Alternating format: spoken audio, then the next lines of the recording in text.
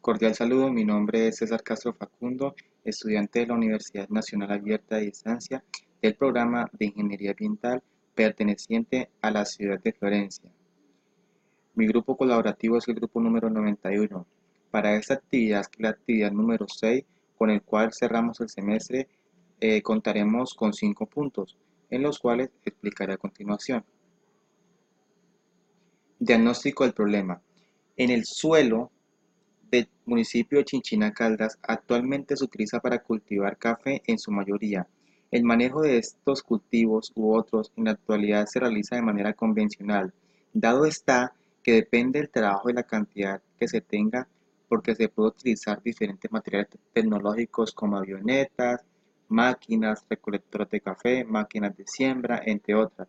Esto con el fin de ahorrar tiempo, dinero y eficiencia. Se resalta el uso de pesticidas, herbicidas y riego por aspersión. El riego de la zona en los últimos años, la productividad de los cultivos se ha visto reducida y adicionalmente se han encontrado trazas de metales pesados en los tejidos de los alimentos allí cultivados. En el área del municipio de Chinchina Caldas, los suelos son originarios a partir de cenizas volcánicas. Su densidad se encuentra entre 0,5 y 1,0 gramos por centímetros cúbicos. Las cenizas poseen características ácidas y de grano medio. La condición química es de andisol típico, tiene niveles altos de materia orgánica y de sulfato. En el nivel de potasio es medio. El nivel de calcio y magnesio disminuye al aumentar la porosidad en el suelo. Si hablamos de los horizontes, encontramos tres, que es el horizonte A, el horizonte AB y el horizonte BW. En el horizonte A tiene una profundidad variable y con un espesor mayor a 100 centímetros. Su color es pardo oscuro y varía a negro. Su textura es franco-limosa o franco-arenosa de tipo migajosa. En el horizonte AB, su estructura y textura es muy parecida a la superficial. Y en el horizonte BW tiene color amarillo, es de textura porosa y su profundidad es mayor a 100 centímetros. Posee una gran capacidad de almacenar agua, permitiendo buenos cultivos. Si hablamos de la clasificación del suelo de acuerdo al pH y al contenido de materia orgánica, podemos determinar lo siguiente.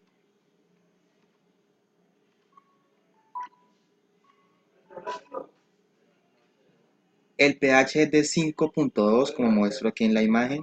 Es considerado un suelo fuertemente ácido debido a que el clima es un clima húmedo templado y el contenido de materia orgánica es superior al 10%. Se considera que tiene un contenido muy alto de materia orgánica.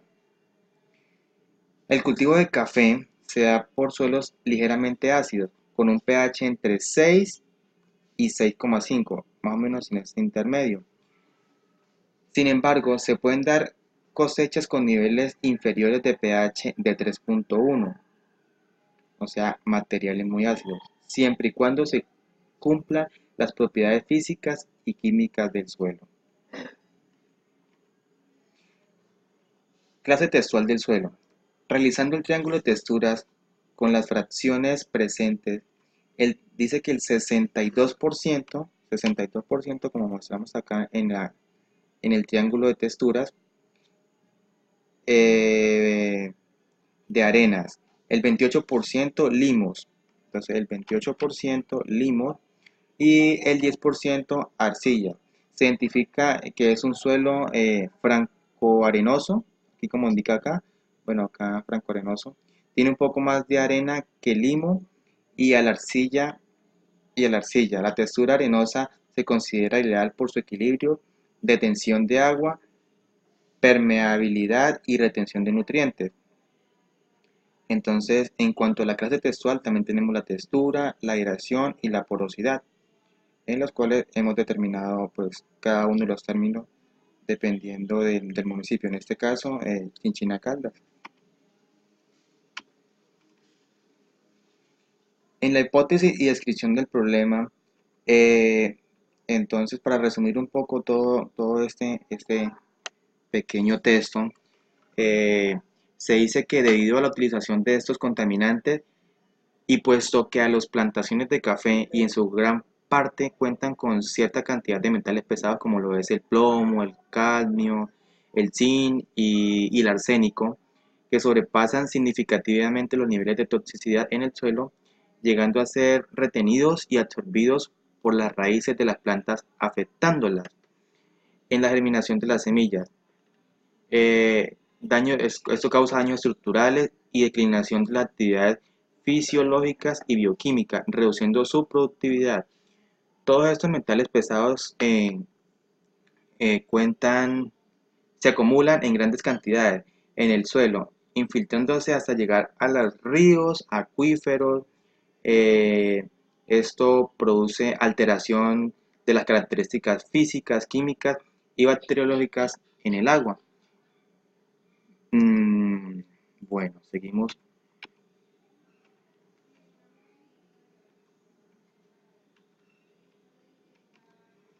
Contaminantes. Se han hecho estudios de plaguicidas de mayor uso en los cultivos agrícolas y se observa que los grupos organofosforados y de sal de ácido benzoico son de baja persistencia, con vidas medias cortas, tienden a absorberse y acumularse en materia orgánica. Con esto se puede concluir que los porcentajes de materia orgánica del suelo son el 11%, inciden en la retención de los contaminantes de mayor uso en los cultivos agrícolas. En el mismo estudio se identifican sustancias moderadamente tóxicas derivadas de productos fertilizantes. Los metales tienden a acumularse en la superficie del suelo, quedando accesibles al consumo de raíces de los cultivos. De esta manera las plantas absorben los oligoelementos. Si hablamos de las causas de contaminación, se debe tener en cuenta las características del suelo como la textura y las principales contaminantes. En este caso, tendremos en cuenta el transporte de contaminantes, la absorción, la volatilización, la volatilización, movilización, parámetros de transporte y degradación. Si hablamos de los principales contaminantes del suelo, por ejemplo, en este caso tenemos que debido a esto en el sitio de las problemáticas se realizan actividades agrícolas. A continuación se especifican las características de los productos más utilizados en las producciones agrícolas. En este caso son insecticidas, herbicidas y fungicidas. Si hablamos de un herbicida, hablemos entonces del benzagran. Eh, Benzagran es un herbicida más utilizado en los cultivos. Esto es de tipo, tiene un compuesto químico que destruye la vegetación, impide el crecimiento de los vegetales en su etapa juvenil. Eso es más que el benzagran se utiliza más que todo para la maleza. Si hablamos de TDT, tengamos en cuenta que perdura en el suelo 10 años o más en descomponerse. Este TDT. Entonces, se imagina los insecticidas que utilizamos. Si este es uno, ¿cómo pueden el tiempo que perdurarán los otros insecticidas? Entonces, continuamos con nuestra propuesta a la solución al problema de la contaminación. Nosotros para esta actividad escogimos la fitorremediación como alternativa del suelo, de recuperación del suelo. ¿Qué es la fitorremediación? Entonces, si pasamos a la fitorremediación, dice que es una técnica, ¿sí? Bueno, no es una técnica, es un conjunto de técnicas que consiste, que consiste en el uso de las plantas y sus microorganismos asociados para la recuperación ambiental. Es el empleo de las plantas para reducir la concentración y la peligrosidad de contaminantes orgánicos e inorgánicos del suelo, también, como sedimentos, agua y aire, a partir de procesos bioquímicos realizados por las plantas y sus microorganismos saciados que conducen a la reducción mineralizada, degradada, estabilizada y volatilización de dichos contaminantes. Para esa tecnología, pues es la más barata en cuanto a cuestión de inversión. Puede utilizarse sustratos sólidos, líquidos y gaseosos, que es una gran ventaja. En sentido amplio, el uso de los seres vivos para la descontaminación y recuperación ambiental. En el sentido de la fitorremediación, estaría incluida en las técnicas de bioremediación. Eh, la fitorremediación puede utilizarse para tratar suelos, sedimentados, aguas, tanto subterráneos como superficiales y aire. Se ha aplicado incluso en lixiviados de vertederos, perdón.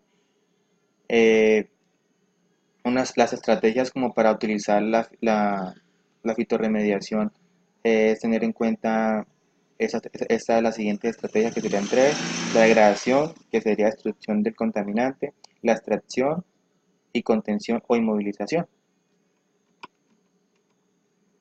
Aquí está lo que es el diseño del sistema de fitorremediación, que son como unas pautas para tener en cuenta. Las generalidades de la fitorremediación, que dice que donde podemos mirar lo que es la duración, los equipos y suministros que debemos utilizar, y como las precauciones.